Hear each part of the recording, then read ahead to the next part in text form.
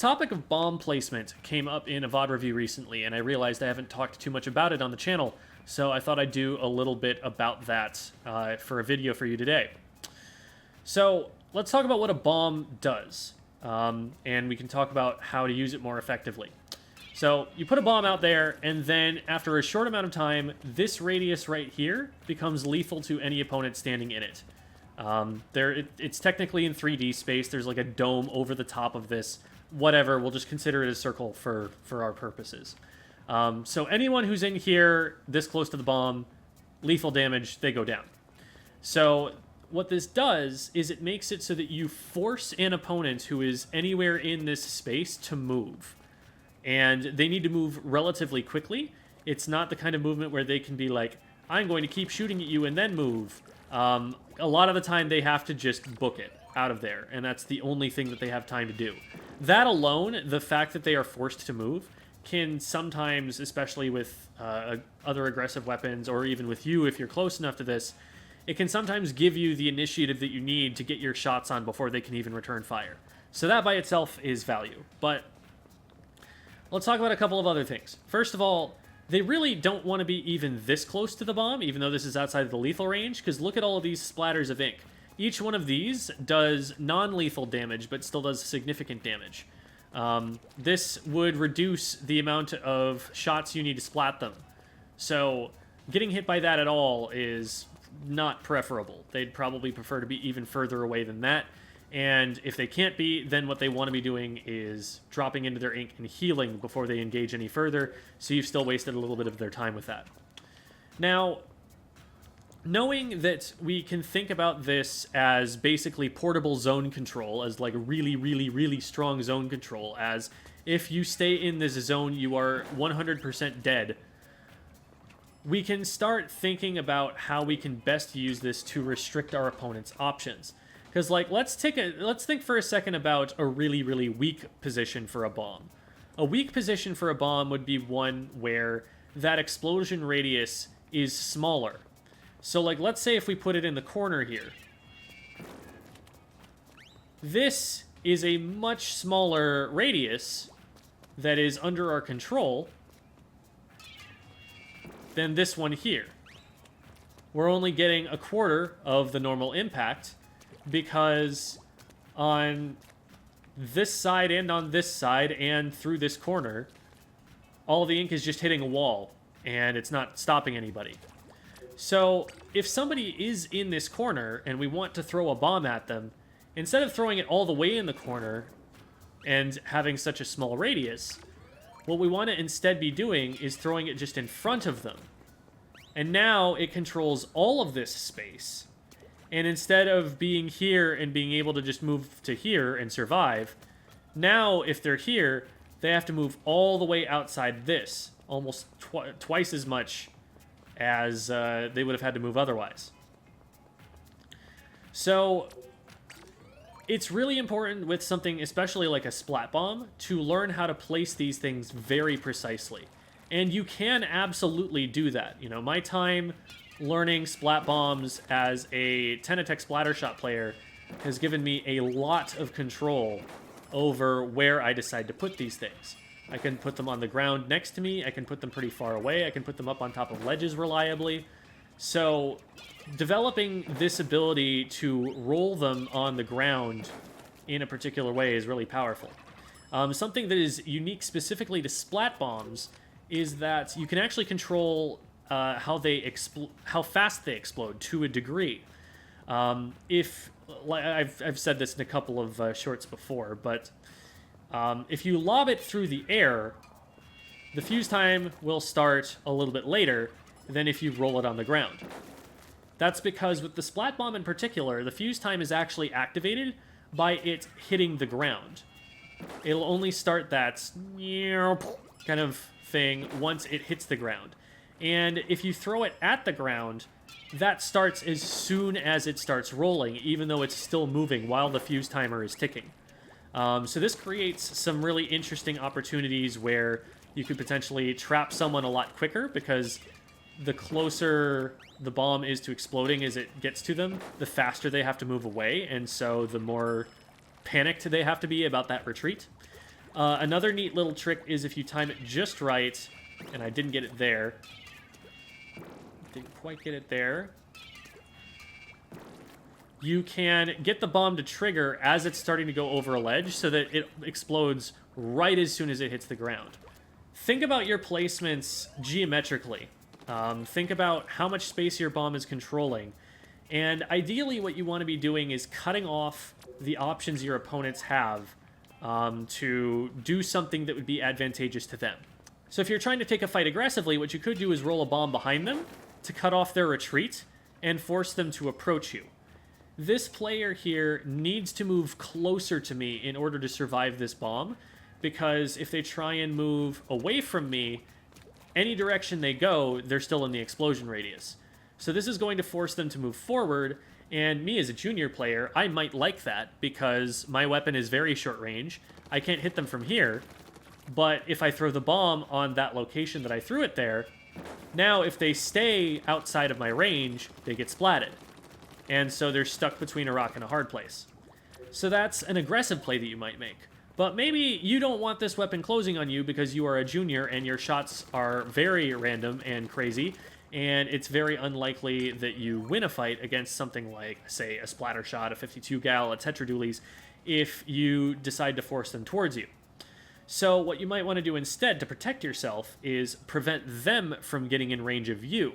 And so maybe you throw a bomb defensively. It's a little bit too close. Maybe you throw a... Still way too close. So maybe you throw a bomb more defensively so that if they start walking forward, then they are in the explosion radius. And so their only option is to back up instead, giving you more time to get behind cover or escape. So think about how you're forcing your opponents to move. You can also do this to cut off options. So for example, say if this opponent here is a tetradulies, and I'm worried that they're going to make themselves really difficult for me to hit, what I might do is throw a bomb here, and that way, the only way they can approach me is straight forward, and what I can do is I can put that bomb there and start firing here, and now, whichever way they decide to move towards me, they're running into damage. And so that's a way that you can cover more space on the map than just your main weapon allows you to, by putting a hitbox right there and then having shots on the spot that they could go if they wanted to approach. And making a play like that is going to force someone to back up or get splatted. And those are both options that are probably advantageous to you in this kind of a position. So hopefully this has given you a little bit more perspective on how you can place bombs to have more of an impact in fights. This kind of thinking works at short range. It also works at really, really long range. Although at long range, a lot of the time, all you really need to do is get the bomb anywhere near them, because a lot of the time the target you're going to be bombing is something that needs to charge. And if you put a bomb on top of someone that's trying to charge, well, once again, they need to get out of that explosion radius, and the only way they're going to do that fast enough is by losing their charge.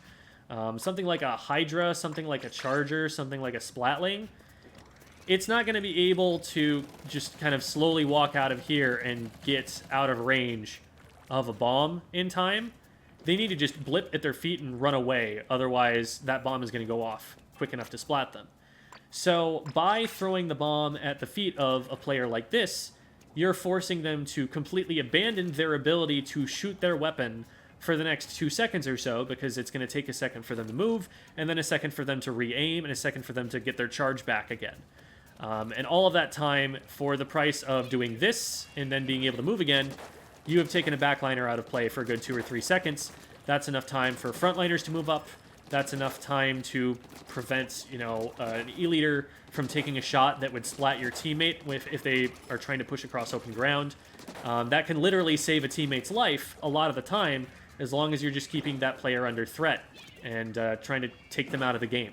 It takes you less time to throw this bomb than it takes them to get their charge back. So that can definitely be a valuable way to place these bombs, and it makes it all the more valuable to be able to put them exactly where you want them. As with clams, you can see that I'm jumping with a lot of these throws. That is because jumping is going to make the bomb go further, because you start the throw from higher up, so it goes a little bit further before it's going to hit the ground. That's an idea for you to think about. Also, if they work exactly like clams, if you throw it there, let's move a little bit to the right, it's going to be go a little bit further if you swim and then throw it.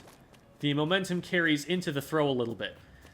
So that can be another option. What you can potentially do is try to do like a swimming jump throw.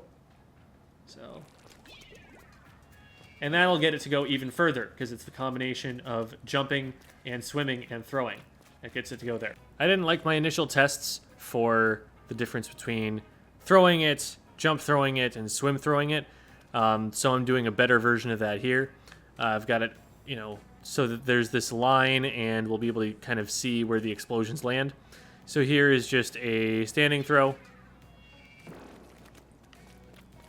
Then this is going to be a jump throw.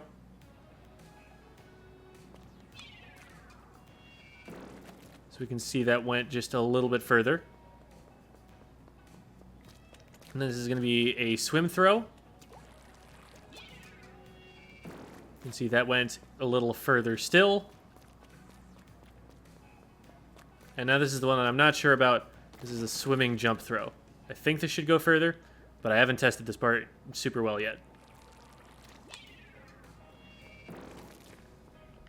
Looks like it did go a little bit further. Maybe some of that was attributable to me moving a little bit further past the line, but you can kind of see that this does have an impact on how far the bombs get thrown.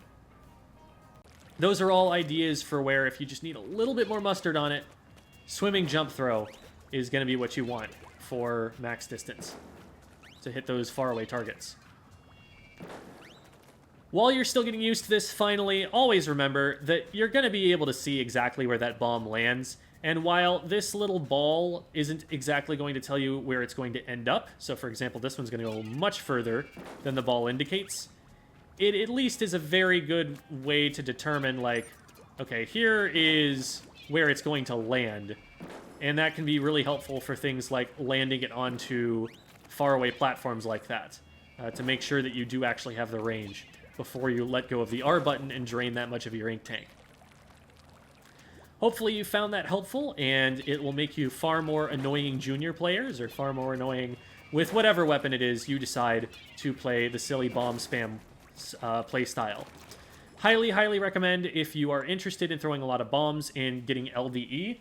The ink efficiency that gives you is just stupid and needs to be nerfed. With juniors, if you want to run one main of Inksaver Sub and then combine that with Last Ditch Effort, the two combined, once the Last Ditch Effort kicks in, will give you enough ink efficiency to just about throw 2 splat bombs off a single ink tank. I'm just a little bit below that right now. In theory, you could go for 2 mains and 1 sub of Inksaver Sub, and that will get you enough to throw 2 splat bombs on 1 tank. Generally, it's more advisable to use this kind of ink efficiency to throw 1 bomb and then paint some more, to throw 1 bomb and then fight. Because remember, all we needed to cut off this Tetra player here was this kind of play here. We didn't need the second bomb. And if we throw 2 bombs and they survive it, now we need to recharge our ink again before we can really do anything more. So if, for example, our feet are painted and we throw 2 bombs here, oops. Let me try that again. If our feet are painted and we throw 2 bombs here, now we're kind of stuck. And we can't put any more paint on the map, so we can't get our special any faster. We're kind of forced to take evasive maneuvers at this point. So usually better to throw 1 bomb and then paint, or throw 1 bomb and then fight. But the extra ink efficiency can make it so that even when you don't have a full tank of ink, you're still able to make plays like that.